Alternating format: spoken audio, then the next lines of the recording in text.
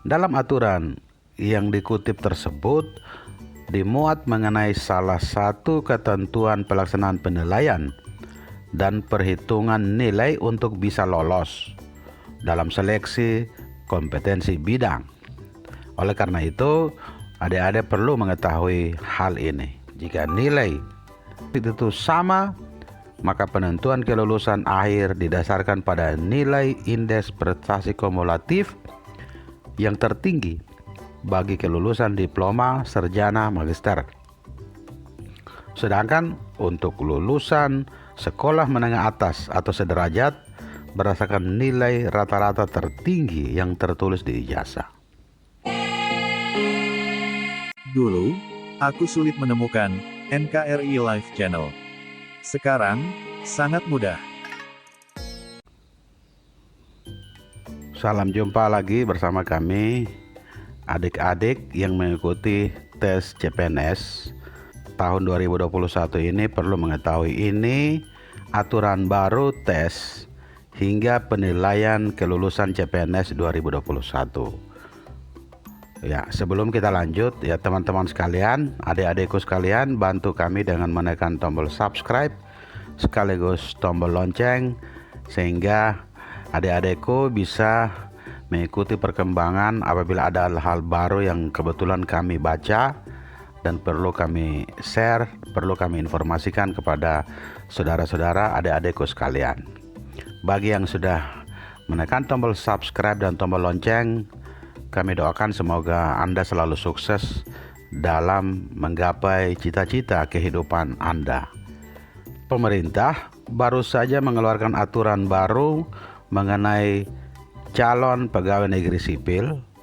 Ini tertuang dalam peraturan Menteri Pendayagunaan Aparatur Negara dan Reformasi Birokrasi nomor 27 tahun 2021 tentang pengadaan pegawai negeri sipil. Dalam aturan yang dikutip tersebut dimuat mengenai salah satu ketentuan pelaksanaan penilaian dan perhitungan nilai untuk bisa lolos dalam seleksi kompetensi bidang. Oleh karena itu, adik-adik perlu mengetahui hal ini. Yang pertama adalah mengenai materi SKB yang tertuang dalam pasal 24 yang dilakukan menggunakan sistem CAT. Materinya adalah mulai dari psikotes, tes potensi akademik, tes kemampuan bahasa asing, hingga tes praktik kerja dan wawancara.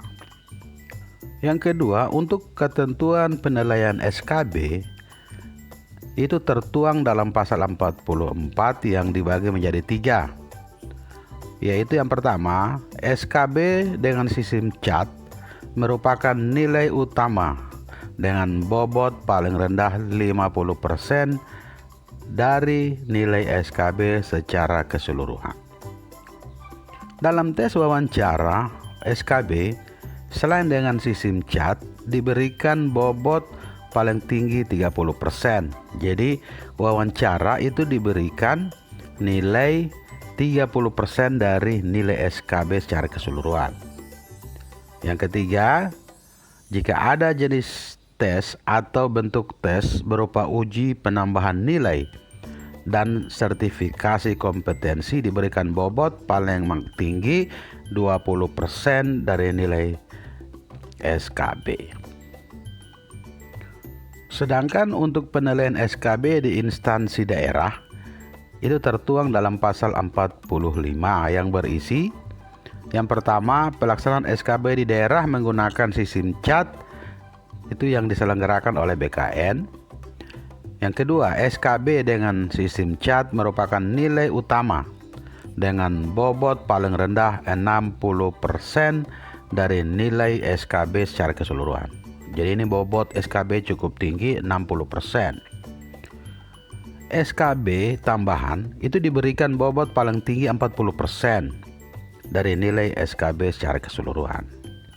Jadi nilai CAT SKB itu nilainya 60%. Jadi adik-adik perlu mengejar nilai SKB dengan sistem CAT itu setinggi-tingginya. Ketiga, mengenai pengelolaan hasil integrasi nilai seleksi SKD dan SKB itu tertuang dalam pasal 48 peraturan ini. Untuk pengolahan hasil nilai dilakukan dengan penggabungan nilai SKD 40% dan SKB 60%. Dalam pengolahan hasil nilai ini, jika pelamar memiliki nilai yang sama dan hasil pengolahan integrasi nilai ini, maka akan dilakukan penentuan kelulusan sebagai berikut. Sekali lagi, SKD 40% dan SKB 60%. Apabila nilainya sama, ditentukan kelulusan dengan A. Nilai kumulatif SKD yang tertinggi. B. Jika nilai sebagaimana dimaksud di atas, itu misalnya nilai SKD-nya sama, maka penentuan kelulusan akhir didasarkan secara berurutan, mulai dari nilai tes karakteristik, tes intelijensi umum, sampai dengan tes wawancara kebangsaan yang tertinggi. Jika nilai itu sama, maka penentuan kelulusan akhir didasarkan pada nilai indeks prestasi kumulatif yang tertinggi bagi kelulusan diploma, sarjana, magister. Sedangkan untuk lulusan sekolah menengah atas atau sederajat berdasarkan nilai rata-rata tertinggi yang tertulis di ijazah. Jika nilai sebagaimana ijazah sama, penentuan kelulusan didasarkan pada usia yang tertinggi.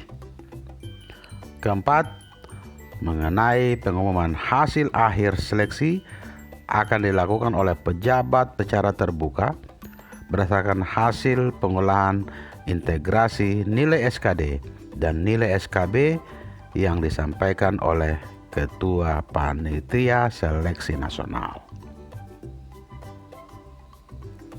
Oke ya, adik-adikku sekalian, sekali lagi bantu kami dengan menekan tombol subscribe sekaligus tombol lonceng agar adik-adikku bisa menerima notifikasi apabila ada hal-hal baru yang kami rilis nantinya. Semoga video ini bermanfaat bagi teman-teman sekalian. Sampai jumpa di video berikutnya.